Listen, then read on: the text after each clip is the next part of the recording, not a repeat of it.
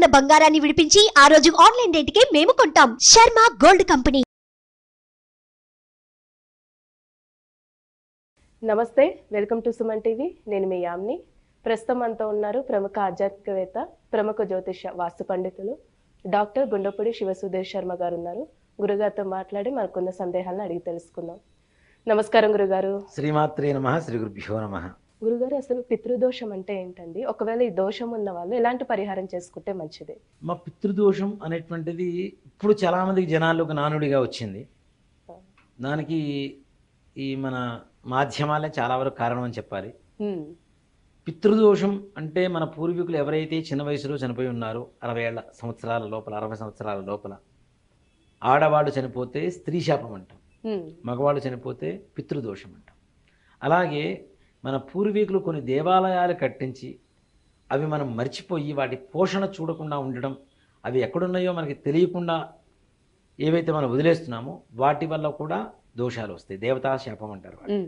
స్త్రీ శాపం, పితృదోషం, దేవతా శాపం, ఈ మూడు కూడాను ముఖ్యంగా దీనివల్ల ఏంటంటే మొండితనమైనటువంటి పిల్లలు పుట్టడం, వివాహం కాకపోవడం, వివాహమైన సంతానం లేకపోవడం, వివాహమైన తర్వాత కూడా దాంపత్య జీవితం సంతోషంగా ఉండలేకపోవడం, అలాగే ఇంట్లో ఉన్నటువంటి అనారోగ్య సమస్యలు పెరిగిపోవడం, ముఖ్యంగా పిల్లలు మొండితనంగా ఉండటం, దుర్వ్యసనాలు పాలవ్వటం, అలాగే మనం సంపాదించినటువంటి సంపాదన మన చేతిలో నిలవకపోవడం, మనం ఆర్థికంగా నిలదొక్కోలేకపోవడం, పడుతూ లేస్తూ కొంతకాలం బాగుంటుంది, మరలా కొంతకాలం కింద పడిపోతుంటారు, మరలా లేవడం, మరలా పడిపోవడం, ఇవన్నీ కూడా పితృదోష సంబంధమైనటువంటి ప్రభావితాలే.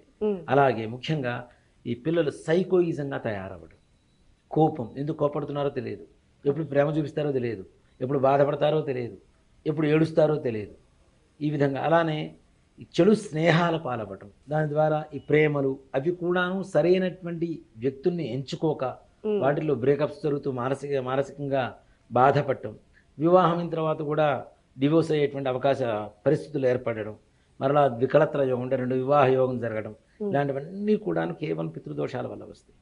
అలాగే ఈ పితృదోషాల వల్ల ముఖ్యంగా ఏదైతే జీవితం ఉంటుందో ఎంతసేపటికి ఎక్కడ వేసిన గొంగళ అక్కడే. అంటే కొంతమంది ప్రతి సంవత్సరం పెడుతూ ఉంటారండి, అయినా వాళ్ళ ఇంట్లో చూస్తే కొంచెం ఆర్థికంగా ఇదవ్వడం అలా జరుగుతూ ఉంటుంది. ఎందుకంటే ప్రతి సంవత్సరం చేస్తారు కదా, కానీ ఎందుకు అలా ఉంటుందంట? ఇక్కడ ఒకటి చెప్తానమ్మా, ప్రతి సంవత్సరం తద్దినం పెడుతూ ఉంటారు, కానీ తద్దినం పెట్టడంలో చాలా మంది మహిళా పక్షంలో మాత్రమే ఆ బియ్యం ఇచ్చేసి వస్తున్నారు. తద్దినాలు పెట్టే వాళ్ళ సంగతి ఓకే, వాళ్ళకు కూడా బాధలు ఉన్నాయంటే దానికి కూడా చెప్తా, పరిహారం చెప్తాను. ఇక్కడ తద్దినం పెడుతున్నాం కానీ వాళ్ళకి మనం పెడుతున్నటువంటి పిండ ప్రదానం ఏదైతే ఉందో అది పరిపూర్ణంగా అందట్లేదు. వాళ్ళ స్వర్గ ప్రాప్తి లేదు, నరక ప్రాప్తి లేదు.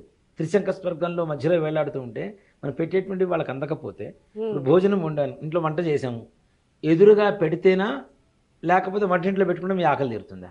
అవునా? మీకు తినిపించాలి కదా, మీకు దగ్గర ఉండి వడ్డిస్తే తింటే మీకు ఆకలి తీరుతుంది. వండిని మొత్తం వంటింట్లోనే పెట్టుకుంటే ఏమవుతుంది? ఏం ఉపయోగం లేదు కదా. ఇది కూడా అంతే, మనం పెడుతున్నటువంటి పిండ ప్రధానం ఏదైతే ఉందో వాళ్ళకి అందకపోవడం వల్ల దానివల్ల వచ్చేటువంటి దుష్ప్రభావం ఎక్కువగా కనపడుతుంది. తద్దినం పెడితే పుణ్యం వస్తుంది, కానీ వాళ్ళకి అందట్లేదు కదా, వాళ్ళు సంతృప్తికరంగా లేరు కదా.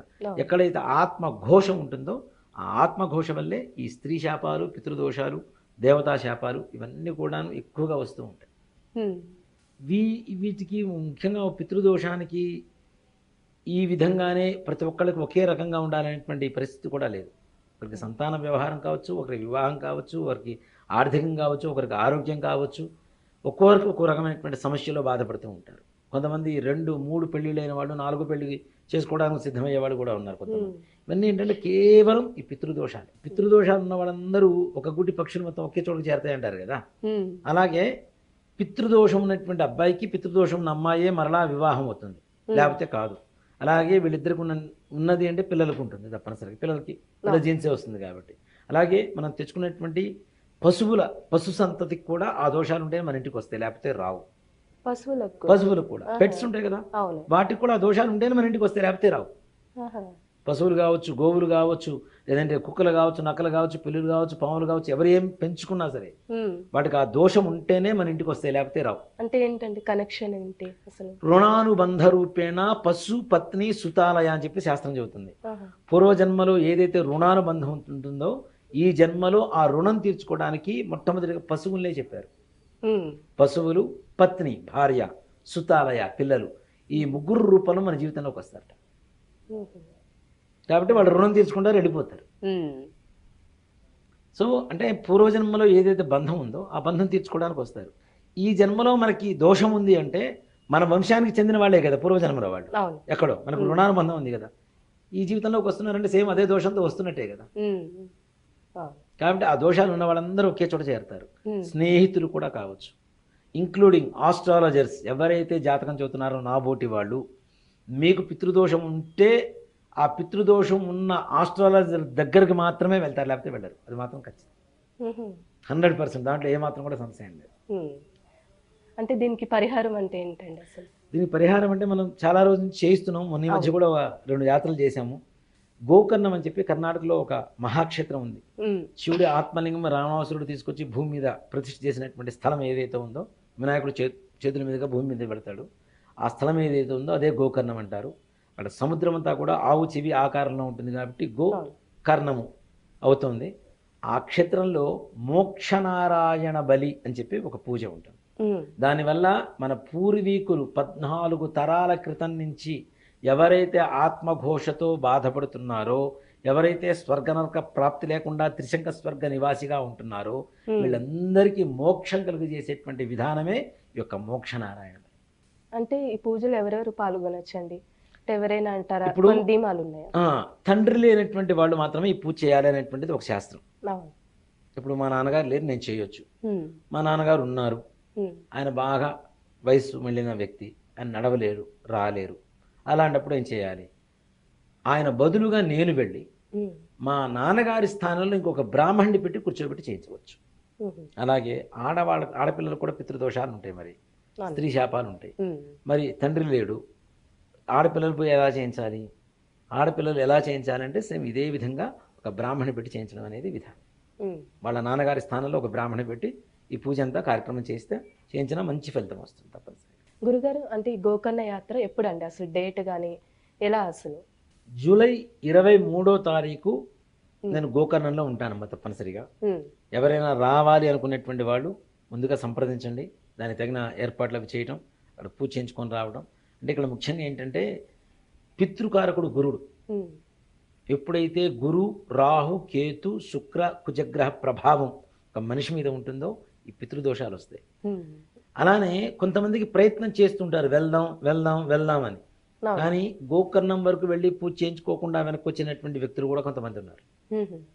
దానికి కారణం ఏంటి అంటే గురు బలం ఉండాలి, చేపియాలన్నా కూడా చేయించాలి. కాబట్టి గురువు అంటే ఒక ఏదైనా మంత్రం నేర్చుకున్నవాడో, జ్యోతిష్యం చెప్పేవాడో, ఏదో పురోహితుడో, పూజారో ఎవరో మా బొట్టి వాళ్ళు ఉంటాం కాబట్టి, నేను అక్కడే ఉంటాను కాబట్టి, నా ఆధ్వర్యంలోనే జరుగుతుంది కాబట్టి, అలాంటిది ఎక్కడ విఫలం అవ్వకుండా ఉండడానికి మంచి అవకాశం ఉంటుంది. ఉమ్. వాళ్ళు చేసే ప్రయత్నం విఫలం కాకుండా ఉండడానికి అవకాశం ఉంటుంది. కాబట్టి 23వ తారీఖు అక్కడ పూజ ఉంటుంది. 23వ తారీఖు అక్కడ చేరుకునేలాగా ఉండాలి. కాబట్టి ముందుగా ఏదేమైనా సరే 15వ తారీఖు వరకు మాత్రమే ఎవరైనా నమోదు చేసుకోగలిగితే ఆ లోపల. అప్పటికప్పుడు అంటే చాలా కష్టమైపోతుంది. ఉమ్. కాబట్టి పోయినసారి కూడా మనం కొంతమంది అనుకున్నాం, కాస్త ఎక్కువ మంది అయ్యారు. అవును. చివరి కూర్చోవడానికి సీట్లు కూడా లేకుండా సరే ఇబ్బంది పడుకుంటూ వచ్చి చేయించుకొని వచ్చారు. చేయించుకుంటే సంపూర్ణమైనటువంటి ఫలితం ఉంటుంది. అది నమ్మకంతో చేయించుకోవాలి. ఉమ్. అక్కడికి వచ్చిన తర్వాత మేమే చేయించుకుంటున్నాం, మేము గొప్ప కాదు. మీకు ఎంతో కర్మ ఉండి పరమేశ్వరుడి అనుగ్రహం పరిపూర్ణంగా మీ మీద కలగబోతుంది కాబట్టి పరమేశ్వరుడు మిమ్మల్ని పిలిపించుకొని అక్కడ చేయించాడు కాబట్టి చేయించాడు. కానీ ఈ కర్మ విముక్తి కారకుడు పరమేశ్వరుడే అవుతున్నాడు, కానీ మనం అవటం కాదు. మన సంకల్పం మనం జరిగింది, నేనే చేసుకున్నాను, నేను వెళ్తున్నాను అనుకోవడం తప్పు. పరమేశ్వరుడు ఎవరిని ఎప్పుడు ఎక్కడ ఎలా తీసుకెళ్లాలో అలా తీసుకెళ్ళి పూజ చేసి సంపూర్ణంగా ఇంటికి చేరేలా చేస్తాడు. కాబట్టి ఆయన సంకల్పం ఉండాలి. ఆయన సంకల్పం ఉన్న ప్రతి ఒక్కరు వస్తారు. ఆ సంకల్పానికి పాత్రులు అవ్వటానికి అందరూ ప్రయత్నించండి, సఫలీకృతులు అవ్వండి. చాలా చక్కగా తెలియజేశారు గురుగారు, ధన్యవాదాలు. శ్రీమాత్రే నమః. శ్రీ గురుభ్యో నమః.